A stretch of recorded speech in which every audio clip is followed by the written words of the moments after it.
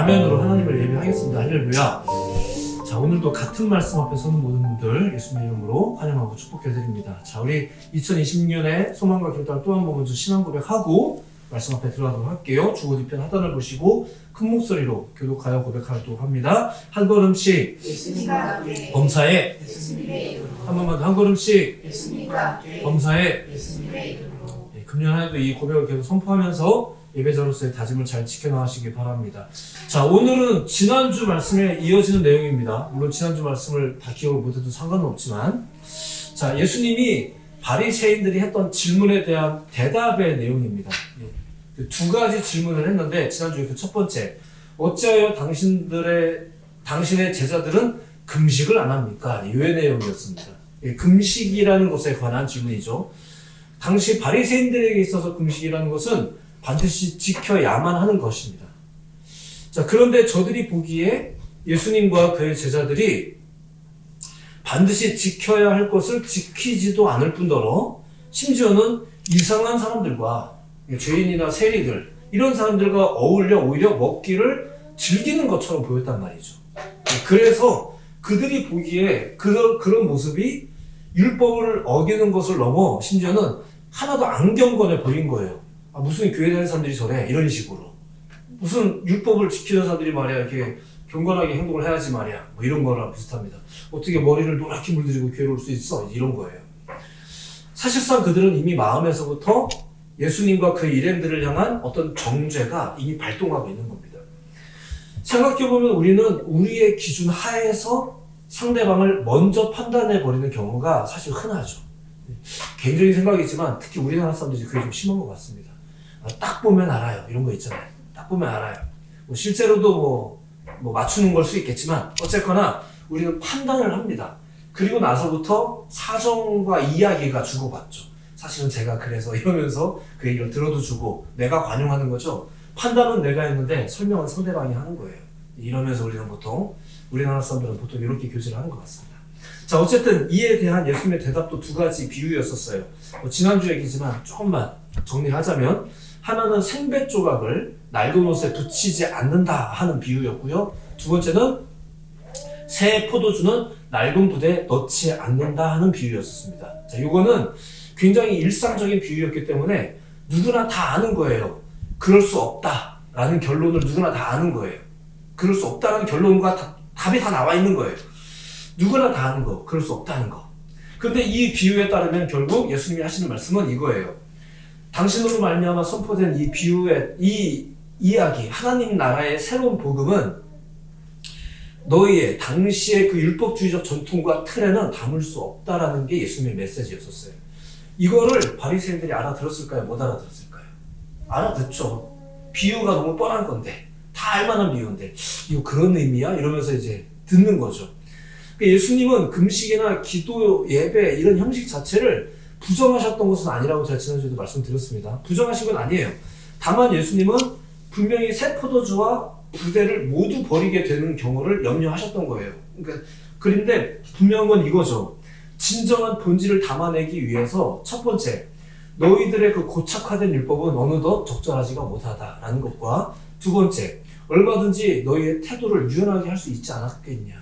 이 얘기인데 그러지 못했다는 거죠. 이게 이야기의 핵심이에요. 그렇다면 예수님의 그 답변을 들으면서 과연 당신의 제자들은 왜 금식하지 않냐라고 물었던 이 바리새인들이 충분히 이해를 했을까? 그들에게 충분한 대답이 되었을까? 아니죠. 짐작하셨겠지만 그들이 그 말은 알아는 들었지만 그 말을 알아듣고 나서 더 화가 나는 거예요. 왜냐하면 자신들이 절대적이라고 믿었던 것들을 부정당하는 거니까. 우리들도 그래요. 딱 보면 알아라고 내가 생각했는데 내가 딱 보고 판단을 했는데 듣고 보니까 사정이 있었단 말이죠. 이해도 되지만 내가 틀렸다는 것을 왜 용납을 못한단 말이에요. 때는 그것이 기분이 상해요. 어느덧 당시 바리새인들은 너무 경직된 사람들이 되어 있는 거예요. 자신들이 절대적이라고 생각했던 것도 부정당하고 더군다나 이제 나도 모르게 나는 내가 꽤 객관적이라고 생각하고 있는데 우리가 다 그렇게 말하잖아요. 객관적으로 말해서 말해야 이렇게 말하는데 사실은 그냥 내 생각을 말하는 것 뿐인데 너무 경직된 사람이 된 거예요. 그러다 보니까 예수님의 말을 듣고는 그런가? 혹은 그럴 수도 있겠지. 이게 아니라 뭐라고? 이렇게 반응하는 사람들이 되어버리는 거예요. 사실 예수님은 이미 저들이 그런 상태라는 것을 다 알고 계셨습니다. 제가 사역하면서 어디선가 간증했던 내용이긴 한데 저도 정확히 언제인지 기억이 잘 안 납니다. 고등학교 1학년 때인가 중3 때인가였던 것 같아요. 그때 그 지역의 군 부대 병원에서 드리는 그 환우들을 위한 책풀이 있었는데 그것을 제가 개인적으로 찾아갔던 적이 있었습니다. 그 민간인 신분이라 유병소에다 이제 신분증 맡기고 재학생증 맡기고 그 예배에 참석을 했는데 딱 봐도 머리가 짧은 군인들이죠. 환자들이에요. 그리고 군인 가족처럼 보이는 사람들이 일부 어우러져서 이렇게 예배하는 곳에 제가 참석했던 적이 있는데 찬양 시간에 어떤 병사는 손에 붕대를 감고 있어서 박수를 못 치니까 몸을 들썩이고 발을 쿵쿵거리면서 찬양을 하더라고요. 또 어떤 분은 옆에 이렇게 링거를 세워놓고 이제 몸도 제대로 가누지 못하니까 흔들흔들하면서 너무 간절하게 찬양하는 모습, 이런 장면들을 그때 봤었어요. 심지어 어떤 병사는 대표 기도를 그 병사가 나와서 하는데 기도를 하기 전에 다음 주에 여러분들을 다시 볼 수 있었으면 좋겠습니다. 이렇게 멘트하고 기도를 하더라고요. 어떤 사정인지는 모르겠지만 그 표정이 너무 환했어요. 거기서 제가 본 군인들 너무 간절했고 너무 밝았어요. 제가 그때 시절에는 그런 풍경들이 생각보다 교회에서 흔하지 않고 요즘에 우리가 유튜브에서 보는 이게 막 손들고 아름답게 찬양하는 이런 장면들이 있잖아요. 그런 게 그때는 흔치 않았을 때라 보통 은혜 있다 이러면 막 이제 엉엉 우는 거죠. 이제 엉엉 우는 이런 장면들은 좀 가끔씩 있었는데 부흥회 때나 기도원에서나 있었는데 뭔가 좀 새로운 장면이었었어요. 그런 모습이 당시 나름 교회 열심히 다녔던 저였지만 저에게 굉장히 큰 충격이었고요. 그 어떤 부흥회나 기도원, 수련회, 그 어떤 대단한 부흥 강사님들이 오셔서 앞에서 막 이렇게 설교를 할 때 거기서 오는 그런 감격하고는 좀 전혀 다른, 저에게는 너무 새롭고 그리고 그때 들었던 생각이지만 누가 환자인지 모르겠는 그런 예배였었습니다. 왜 갑자기 그곳에 가고 싶은 마음이 들었지 모르지만 평일 저녁에 찾아갔던 그 예배를 드리고 돌아오는 그 버스 안에서 제가 굉장히 큰 충격과 많은 생각을 했던 그런 기억이 저에게는 굉장히 생생합니다. 물론 이후에도 그런 종류의 충격이 이제 저의 사역 현장이나 삶에서 굉장히 많았는데 그때마다 제 마음속에 새겨졌던 것이 이것이었습니다. 정말 중요한 게 뭘까? 이게 이제 저한테 제 사역에도 좀 중요한 배경이었습니다. 정말로 신앙생활을 한다는 게 뭔가? 이런 것들. 제가 사역했던 목회 현장이라든가 제가 보았던 신앙인들의 모습이라든가 외국 땅의 여러 접경의 나라에 찾아가서 보았던 그런 신앙들 보면서 북한 주민들을 보면서 고려인들, 조선족들 그 중간 접경에 있는 신앙인들의 신앙들을 직접 보면서 느꼈던 것들, 형식보다 더 중요한 게 있다라는 것들을 또 이 현장에서 보면서 오늘날 우리에게도 그런 고민이 이제 필요하지 않겠는가. 무엇보다 복음의 본질에 대해서 그리고 또한 형식에 있어서는 조금 유연해도 괜찮지 않을까. 그리고 상황상으로 보자면 지금 또 그런 걸 점검하기에 좋은 시대가 된 거예요. 그렇죠? 예, 코로나 이후에 여러 가지로 우리 교회도 우리 자신을 좀 조명해 보고 오늘날의 신앙의 형태도 이런 식으로도 괜찮겠는가. 여러 가지 연구하다 보니까 온라인 예배도 개발이 되고 이렇게 하고는 있는데 어쨌거나 좀 많은 것들을 고민해야 될 시기가 된 겁니다. 그래서 이제 이런 말씀들을 좀 보고 있는 거죠. 자, 오늘의 내용은 똑같은 배경하에서 바리새인들이 했던 두 번째 질문입니다. 물론 또 그 빌미를 제공한 건 예수님과 그의 일행들입니다.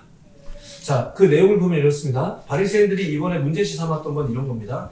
예수님의 제자들이 안식일에 밀밭을 지나가다가 이삭을 잘라 먹더라 이거예요. 자, 이걸 또 가만히 두고 볼 수 없었던 바리새인들이지 않겠습니까?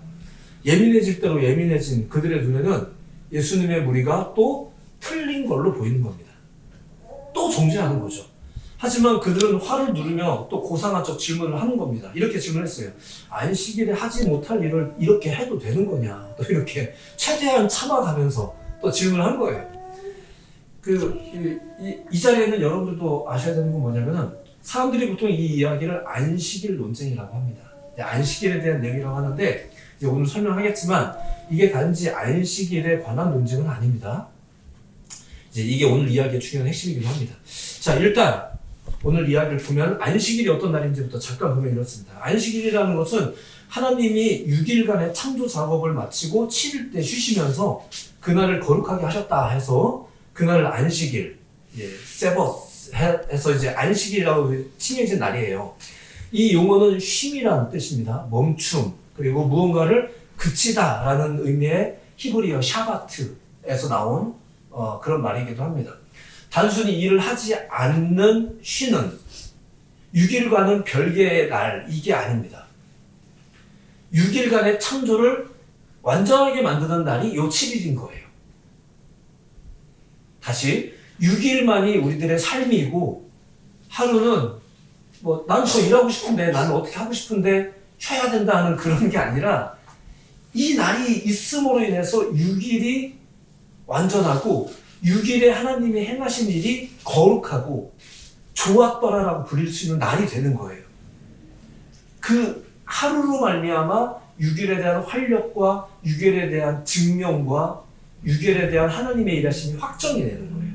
그래서 우리도 그 하나님의 행하심을 따라서 우리도 하루를 쉬는 것을 지키는 삶의 루틴을 우리에게 주신 거예요. 그게 안식일이에요. 근데 경우에 따라서 교회 가서 하루 종일 일하느라고 바빴어 이런 경우도 물론 있긴 합니다. 그래서 제가 여러분들에게 일을 안 주는 겁니다. 그러니까 오해가 없도록. 자, 어쨌거나 이게 하나님의 루틴이고요. 단순히 6일과 하루의 별개가 아니라 이게 하나로 완성되는 날인 거예요. 다시 6일과 하루는 별개의 날이 아니라는 거, 그리고 6일은 세속적이고 하루만 거룩하고 이거 아니라는 거예요. 오히려 그 날이 있어야 그 샤바트, 그 안식일이 순전해야 나머지 6일이 하나님 앞에서 입증이 되고 확정이 되고 거룩하고 좋은 날이 되는 거예요. 이게 우리가 가진 이 샤바트의 공식이고 신앙의 공식입니다. 그리고 이 안식일에 대해서 그럼 성경은 어떻게 가르치던가? 그게 구약의 최초의 율법, 십계명에도 등장하는 거예요. 안식일을 기억하여 거룩하게 지키라. 출애굽기의 말씀인데 십계명의 세 번째 계명입니다.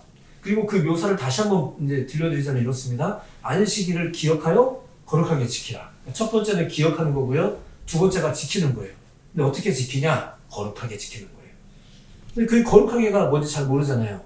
이제 이것을 구현하면서 이어지는 말씀이 이것입니다. 들어만 보시면 돼요.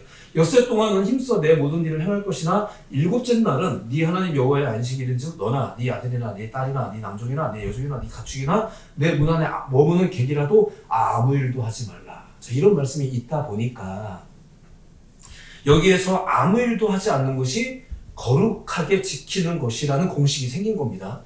그러다 보니까 이런 전통이 자리 잡아가면서 바리새인들이 그날을 개발을 하는 겁니다. 어떻게 하는 것이 아무것도 하지 않는 것일까? 혹은 어떻게 하는 것이 거룩하게 지키는 것일까? 이러다 보니까 그 소중한 안식일을 좀 더 완벽하게 지킨다는 명목 하에 하지 말아야 할 일을 리스트를 만들기 시작했어요. 그게 이제 39가지가 만들어진 거예요. 그게 이후에는 그 유대인의 전통율법, 미시나라는 전통율법으로 규정이 되면서 거기에 39가지 금지법이 나온 건데 그 중에 이제 수학, 무언가를 거두는 것과 타자, 껍질을 벗기는 것, 이것이 포함되어 있죠. 자, 그런데 그러한 전통에 익숙했던 바리새인들의 눈에 예수님의 제자들의 행동이 보인 겁니다. 23절, 안식일에 예수께서 밀밭 사이로 지나가실새 그의 제자들이 길을 열며 이삭을 자르니.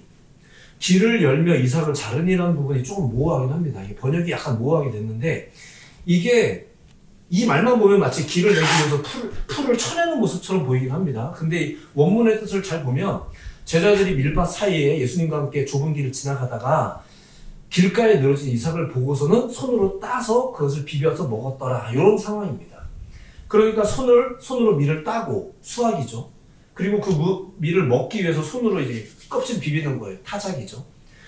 그러니까 이게 바리새인들의 모습, 바리새인들이 볼 때는 그 모습이 정확하게 전통을 거스르는 행동인 거예요. 그걸 가지고 안식일을 어겼다 이렇게 얘기한 거예요. 자, 조금 다른 얘기지만 이런 생각도 좀 해봅니다. 사실 예수님도 제자들도 다 유대인들입니다. 그러니까 앞서 얘기한 제가 설명한 요 얘기, 요 전통 다 아는 겁니다. 다 아는 건데도 그들이 소위 그걸 어겼잖아요. 그러니까 당시 예수님과 제자들은 여러 동네를 순회하면서 사역하던 가난한 유랑단에 가까웠습니다. 그런 사람이다 보니까 당장 끼니를 해결하기 어려운 경우도 많았거든요. 이렇게 밀밭을 지날 경우가 생기면 어떻게 해야 되나? 당연히 이제 먹을 수 있을 때 먹어둬야죠. 그게 뭐 안식일이든 언제든. 그게 큰 문제시 되지 않는 거예요. 특별히 우리 선생님이 그런 분이세요. 그러니까 제자들은 지금 예수님을 통해 새로운 나라의 운동을 지금 배우고 있는 중인데 그 상황에서 선생님이 워낙 거침이 없는 분이다 보니까 제자들도 이렇게 하는 거예요. 예를 들어서 제가 만약에 여러분들에게 자, 이번 주일 예배는 이러저러 하니까 좀 쉽시다 이러면은 아마 여러분들도 그래도 되나 싶다가도 목사가 쉬겠다는데 그럼 여러분들도 아마 이게 고민은 하시겠지만 아마도 같이 쉬지 않을까. 어쩌면 좋아하면서 이제 오히려 좋아하면서 쉬지 않으실까. 제자들의 행동은 그 스승의 행동이 가장 큰 원인입니다. 그러니까 어쩌거나 그들이 그런 담대함을 가지게 된 건 우리 선생님 때문인 거예요. 자, 그런데 역시나 그런 행동을 곱게 보지 못하는 사람들이 있는 거죠. 야, 예배를 무슨 가게에서 드린다고? 이렇게 보는 사람들이 있는 거예요. 바리새인들의 눈에 저들은 그저 안식일에 금지된 법을 범하는 그냥 범법자들인 거예요. 그렇게 판단을 내려버리는 거죠. 그래서 이렇게 말했던 겁니다. 24절 바리새인들이 예수께 말하되 보시오 저들이 어찌하여 안식일에 하지 못할 일을 하나이까. 보세요. 당신의 제자들이 하지 못한 일을 했다라고 지금 규정하고 있잖아요. 정죄부터 하고 있는 겁니다. 자, 이제부터 중요한 건 이거겠죠. 예수님의 설명. 자, 이게 중요한 거겠죠. 자, 예수님의 설명을 잘 보시면 앞서 얘기했지만 예수님의 설명은 이게 단지 안식일은 말이야 이런 게 아닙니다. 안식일이라는 것은 이런 것이 이게 안식일에 대해서 설명하는 게 아닙니다. 지금 교리나 뭐 율법에 대한 내용을 얘기하는 게 아닙니다. 그리고 어떤 행동 방침에 대한 거 얘기하는 거 아닙니다. 저들의 정죄하는 태도에 대한 이야기를 하는 거예요. 자, 이게 중요합니다. 자, 이제부터 내용을 보겠습니다. 예수님이 다윗이라는 사람 이야기를 꺼냅니다. 소위 그 유대인들의 과거 아주 유명했던 우리의 위대한 선조의 이야기 아니겠습니까? 다윗의 이야기를 꺼내는데 25절에 한번 들어보세요. 예수께서 이르시되 다윗이 자기와 및 함께한 자들이 먹을 것이 없어 시장할 때에 한 일을 읽지 못하였느냐. 자, 바리새인들 정도면 다 읽어봤을 겁니다. 근데 그게 무슨 내용인지 사무엘상 21장에 그 내용이 나와요. 자, 근데 그걸 바리새인들이 다 아마 읽어봤을 겁니다. 당시 그 내용에 따르면 당시 다윗이 사울을 피해서 도망가던 때였어요. 근데 다윗이 자신과 함께한 자들이 너무 배고파서 그래서 다윗은 오직 제사장만 먹을 수 있는 진설병이라는 성소에서 다루는 거룩한 떡이 있어요. 진설병이라고 하는데 그 진설병을 먹게 됐던 적이 있거든요. 그걸 26절에 이렇게 묘사하고 있습니다. 그가 아비아달 대제사장 때 하나님의 전에 들어가서 제사장 외에는 먹어서는 안 되는 진설병을 먹고 함께한 자들에게도 주지 아니하였느냐. 자, 언뜻 보면 그때 다윗이 독단적으로 그런 행동을 했다. 이런 설명 같아요. 그죠? 자, 근데 예수님이 이 얘기를 꺼낸 것은 다윗도 그랬으니까 나도 그렇게 한 거다. 우리도 그래도 된다. 이런 얘기를 하시려는 거였을까? 그거 아닙니다. 무엇보다 이 사건은 다윗의 그 단독의 사건이 아닙니다. 오히려 그 진설병을 내어준 사람이 있었어요. 그게 누구냐면은 당시 성소의 제사장이었던 아히멜렉이라는 사람이에요. 자, 오늘 본문에 나오지 않지만 바리새인들은 이 이야기를 다 알았을 거예요. 근데 제가 보기에 오늘날 여러분들은 그 이야기를 잘 모르시는 것 같아요. 그래서 많은 사람들이 사실은 설교자들도 가끔은 그렇게 설교하던데 이 이야기를 단지 예수님이 그 다윗의 행동을 말씀하신 걸로 이제 받아들이는 분들이 생각보다 많더라고요. 실제로 오늘의 문장만 보자면 그렇게 보여요. 일단 오늘의 설명을 한번 좀 들어보시기 바랍니다. 자, 이 이야기가 나오는 사무엘상 21장의 이야기를 조금만 더 꼼꼼히 설명을 드릴게요. 다윗이 사울을 피해서 어디로 갔냐면 노비라는 곳에 갔어요. 노비라는 곳에 갔는데 그곳은 성막과 제사장들이 거주하던 나름 거룩한 장소였었습니다. 그곳에 다윗이 자기의 몸을 피함과 동시에 이제 긴급한 양식과 그리고 무기도 공급을 받고자 그곳에 간 거예요. 근데 그가 소수의 사람들만 데리고 갔거든요. 그때 그것을 제사장 아히멜렉이라는 사람이 봅니다. 그리고 그걸 이상하게 여긴 거죠. 그때 다윗이 사실은 거짓말을 합니다. 뭐라고 거짓말했냐면은 내가 지금 사울에게 쫓기고 있는 도망자 신세다 이렇게 말한 게 아니라 왕의 비밀 임무를 지금 받아서 혼자 좀 움직이느냐고 이렇게 내가 많은 사람들 못 데리고 이게 소수하고만 좀 다니고 있다. 그러면서 호위병이 없는 이유에 대해서 부하들은 다른 곳에 지금 다 이제 모여서 곧 만나기로 했다. 이렇게 둘러댑니다. 그래서 결국 아히멜렉이 이제 그래 이렇게 말한 거고, 근데 지금 우리가 상황이 좀 이래서 좀 도와달라 해서 아히멜렉이 도와준 거예요. 음식과 골리앗의 칼을 이제 넘겨주죠. 사실은 이 일 때문에 아히멜렉이 이제 다윗을 도왔다 하여 이후 이제 아히멜렉을 포함한 그 노 지역의 제사장 85명 그리고 마을 전체가 사울에 의해서 이제 학살당합니다. 다윗의 거짓말 때문에. 네. 근데 일단 오늘 관련 내용만 좀 보겠습니다. 이때 다윗이 이런 요청을 했거든요. 먼저 식량 문제를 꺼내죠. 사무엘상 21장의 내용인데 들어가 보세요. 이제 다윗 당신의 수중에 무엇이 있나이까? 아히멜렉에게 다윗이 말하는 겁니다. 떡 5덩이나 무엇이나 있는 대로 내 손에 주소서 하니, 자 이제 잘 들어보세요. 아히멜렉이 이렇게 말합니다.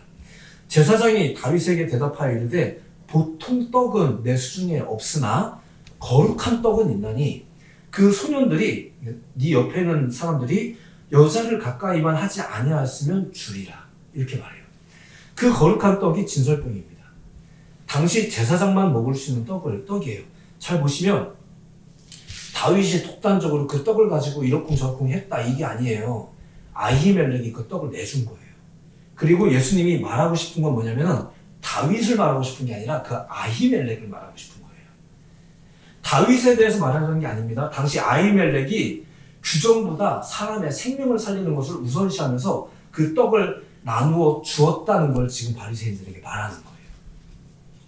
사실 오늘 본문 26절에는 그 아비아달의 때라고 나와요. 근데 사실 아비아달이 아히멜렉의 아들입니다. 아들인데 당시에 그 제사장들의 계보가 이렇게 계승되다 보니까 예수님께서 그렇게 언급하셨던 것은 그냥 시대 전체를 대표하는 대제사장으로서 일종의 관용적으로 그 이름을 그냥 언급하셨던 거고요. 정확히는 아히멜렉입니다. 어쨌든 그때 성전 관계자들, 그때 아히멜렉, 그때 율법 전문가들, 그들은 어땠나?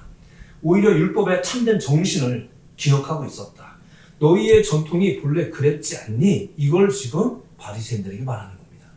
안식일과 율법의 진정한 정신을 드러내는 동시에 바리새인들의 정죄가 얼마나 오만한 것이고 틀린 것인지를 지금 역으로 반박하면서 말씀하시는 게 이 내용인 거예요. 그러니까 저들의 태도를 지적하는 거죠. 너희가 지금 그런 율법을 근거로 안식일을 어겼다고 지금 이렇게 얘기하는 것 같은데 안식일이 말이야 그런 날이 아니야. 원래 지금 이 얘기를 너희들의 선조 이야기를 통해서 지금 들려주고 있는 겁니다. 그러니까 다윈 얘기가 아니에요. 아히멜렉 이야기지. 그렇게 그러니까 저들의 태도를 향해서 말씀하시는 건 이겁니다. 그렇게 너희가 정죄를 할 게 아니라 조금 유연할 수 있는 거잖아. 율법의 본래 정신이 그랬어. 너희가 그토록 존경하는 선대 제사장들도 생명 앞에서는 그렇게 유연했었어. 지금 이 얘기를 하고 있는 겁니다. 이게 오늘 이야기의 핵심이죠. 그리고 이어지는 27절 또 이르시되 안식일이 사람을 위하여 있는 것이요 사람이 안식일을 위하여 있는 게 아니다. 그 이어지는 28절 예수님이 안식일의 주인이다. 이게 내용상으로는 성경의 내용상으로는 가장 중요하지만 오늘은 좀 다른 주제를 보고 있으니까 이 내용을 좀 넘어가겠습니다. 그러니까 정리하자면 이렇습니다. 오늘 소개해드린 말씀의 핵심은 일단 이것입니다. 우선 오늘의 본문이 단순히 안식일이라는 교리에 관한 논쟁 혹은 그날에 무엇은 하고 무엇은 하지 말고 이런 법률적 해석 논쟁은 아니라는 거예요. 그럼 뭐냐? 바리새인들의 정죄와 저들의 그 위선적이고 오만한 태도에 대한 설명이었다는 것입니다. 5분 만에 판단해버리는 우리의 정죄, 그 이야기를 하는 겁니다. 물론 우리에게도 그런 전문성이 있어요. 각자의 자리에서 그런 전문성이 있죠. 저도 강단 위에서 그렇게 하고요. 제 안에도 선생님이랑 똑같습니다. 아마 이 자리에서 각자 자기 포지션에서 자기 전문적인 자리에서는 아마 5분 안에 판단이 다 끝날 겁니다. 그렇지만 우리가 그 판단을 바로 뱉어내기보다 그래도 계속 심사숙고하고 한 번 더 보고 한 번 더 보고 한 번 더 보고 그 경우에 따라서 나의 기준을 다시 한번 점검해보고 하는 일들이 우리에게도 필요한 것처럼 당시 바리새인들도 그랬어야만 하는데 그러지 못하고 있는 것을 지금 예수님이 말하고 있는 거죠. 전문성이 나쁜 건 아니죠. 5분 만에 볼 수 있는 안목은 얼마나 귀합니까? 아무리 봐도 못 알아보는 사람도 허다한데. 자, 물론 저들의 이런 태도는 안식일이나 율법에 대한 잘못된 이해가 전제가 되는 거겠죠. 언제부터 그런 인식을 가졌고 언제부터 정확히 그렇게 경직되었는지는 모르겠지만 사실 누구나 시간이 흐르면 이렇게 경직되는 것 같긴 합니다. 아무리 깨끗한 물도 고이면 썩죠. 그러니까 계속해서 흘러야 되는 게 맞아요. 계속 연구해야 되고 고민해야 되고 우리는 오히려 아무리 좋은 물이라도 아무리 좋은 방법이라도 때를 따라서는 꾸준히 물을 좀 이렇게 휘저어줘야 되지 않겠나. 그래야 나도 모르게 가라앉아 있던 앙금들이 다시 떠올라서 우리의 실상을 알게 되고 필요하다면 다 쏟아버리고 다시 한번 세팅하고 하더라도 그런 일들이 좀 필요하지 않겠나. 저희 델리처치도 나름의 룰이 있습니다. 근데 그게 절대적이냐고 묻는다면 그 룰을 제시한 제가 그냥 말씀드리겠습니다. 굳이 그럴 필요 없습니다. 물론 저는 신앙생활을 그저 편의에 따라 취향에 따라 해도 된다고 생각하는 그런 사람은 아닙니다. 저는 생각보다 훨씬 보수적입니다. 다만 우리가 복음의 본질에 정말로 충성하고 있다면 자연스럽게 형식은 유연해 줄 수 있다는 이야기를 말씀드리는 것뿐입니다. 반대의 경우도 마찬가지죠. 형식에 매여 있느라 우리가 신앙의 본질을 잊어버리면 되겠는가. 그래서 또 우리가 어떤 예배를 계속 꾀하고 있는 거죠. 모양새는 되게 평범해 보여도 한 가지를 선택과 집중입니다. 저도 온갖 거 다 잘하는 게 훌륭한 목사인 줄 알고 음악, 그림, 운동 미친 듯이 안 해본 게 없는 것 같습니다. 나름대로 찬양 사역부터 해서 장애인 온갖 거 안 해본 게 없는 것 같습니다. 지금은 선택과 집중, 기운도 없고 이제 다 할 기운도 없고. 자, 안타깝게도 다윗의 거짓말 때문에 아히멜렉은 억울하게 사울에게 죽게 되지만, 자, 만약에 아히멜렉이 살아 있었다면, 자, 충분히 가능한 짐작이라 그냥 말씀드리는 겁니다. 만약 아히멜렉이 살아 있었다면 다윗이 요청했던 그때 이후 다시금 아히멜렉은 진설병에 대한 규칙을 지키지 않았겠습니까? 그렇겠죠. 그 이후에도 그러면 이제 진설병을 모르겠다. 이제부터 그냥 아무나 다 먹게 하자. 이렇게 했겠어요? 그러지 않죠. 다시 이 율법의 본질을 알고 그것을 지키는 거예요. 진설병은 아무나 먹으면 안 되는 거니까 그걸 지켰겠죠. 그게 잘못된 것도 아니고, 그게 당연한 겁니다. 그럴 수 있는 거예요. 그러니까 그게 유연함이라는 거죠. 그런데 그렇게 나름 초기의 율법가들은 율법의 본질을 알면서도 유연했었어요. 근데 예수님 시대 바리새인들은 왜 그 지경까지 되었는지 이제 모르겠다 이거죠. 본인들도 모르고 남들도 모르고. 오늘날도 마찬가지예요. 남들이 열심히 하고는 있는데 자꾸 또 남들을 보다 보면 우리가 왜 이 지경이 되었는가 우리도 잘 모르겠고 이렇게 되는 것 같습니다. 어느덧 그릇된 율법 인식과 거기에서 비롯된 태도가 당연해져 버린 상태. 오늘날 뭔가 이상한 태도가 당연해져 버린 그런 또 시대가 된 건 아닐까. 제가 불과 5년 한국 떠나 있었는데 5년 만에 한국에 돌아왔을 때도 뭔가 엄청나게 변한 느낌을 받았거든요. 너무 깜짝 놀랐습니다. 여러 가지 면에서. 많은 고민 중에 결국 본질에 매진하자 해서 예배부터 시작한 것이 이제 저희 델리처치의 시작이었습니다. 그리고 이어지는 행동 방식, 그걸 일일이 다 저희가 제시하고 제공하진 않지만 그것은 이제 성령께서 도와주시길 바라면서 말씀의 능력을 믿으면서 그래서 말씀에 이제 매진하는 그런 모양새가 된 거죠. 저희 예배는 그 기막힌 신앙 커리큘럼과 서비스를 다 갖춘 그런 곳이 못 됩니다. 저는 지금도 염려가 큽니다. 우리 이한이가 뛰어날 때쯤 되면 어떻게 해야 되나 고민이 큽니다. 하지만 또 나름의 신실함과 하나님의 신실하심과 또 나름 우리 성도들의 이해가 아름답게 어우러지지 않겠나 그런 기대를 좀 하고 있습니다. 자, 새로운 한 주를 또 시작합니다. 묵상생활을 하세요. 데일리하가 꼭 하시고요. 틈틈이 꼭 기도하십시오. 자기 생각보다 하나님의 생각이 어떠할지 꼭 물어보시는 신앙생활을, 날마다의 생활을 여러분들의 유기를 살아가시기를 권해드립니다. 여러분들의 순간순간에 그러한 영적인 샤바트가 있어야 됩니다. 하루를 끝낼 때도, 하루를 시작할 때도 여러분들의 샤바시 그 한 구절의 성경 쓰기가 되길 바라고, 식사를 하기 전에 잠깐 하는 그 기도가 하루를 시작하기 전에 혹은 하루를 끝나고 잠자리에 들기 전에 잠깐 드리는 그 기도가 여러분의 샤바시 되길 바랍니다. 그것이 안식이 되어서 그 안식이 내 하루의 수고에 대해서 증명해주고 하나님 앞에서 검증해주고 내가 그냥 돈만 벌려고 노력한 게 아니라 하나님 앞에서 오늘 내가 떳떳이 살았다라는 것을 증명해 줄 수 있는 그런 여러분들의 안식이 되길 바랍니다. 그리고 그것이 이렇게 구분된 날이 또 주일인 거고요. 이렇게 된 겁니다. 매일매일의 묵상과 기도를 샤바트로 여기면서 그것을 행하며 살아가는 여러분들의 한 주가 되시기를 권해드립니다. 그랬을 때 여러분들의 날들이 하나님 앞에서 거룩하게 구별되는 것이고요. 그리고 우리가 그런 신앙을 하다 보면 날선 정죄자가 되는 게 아니라 따뜻한 하나님의 사람이 되어가는 거죠. 이상하게 교회 생활을 애매하게 하다 보면 오히려 날선 정죄자가 돼갖고 나보다 교회 늦게 온 사람, 나보다 성경 조금 모르는 사람 정죄하거든요. 믿지 않는 남편 정죄하게 되거든요. 그러라고 복음을 우리에게 주신 게 아닐 텐데 이상하게 우리가 그렇게 돼요.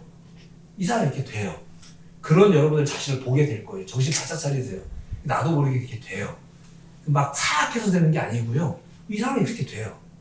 그래서 우리가 계속 이런 말씀을 통한 성령의 어떤 쿡쿡 찌름 한 번씩 휘저어주는 것들을 경험하지 않으면 나도 모르게 깨끗한 줄 알았는데 그렇게 돼요.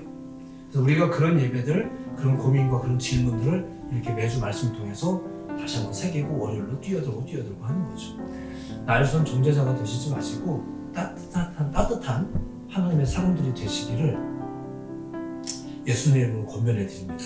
우리의 다짐만으로 되는 건 아니지만 그렇게 만들어 가실 주님을 기대하시면서 날마다 말씀과 기도를 가까이 하시는 여러분이 되셨으면 좋겠습니다. 당시의 바리새인들이 400년 동안 애를 썼지만 자기들은 의식했는지 모르겠지만 그 지경까지 되었을 때 짠하고 등장하셔서 우리 가운데 구원의 길 보이신 게 예수님이셨습니다.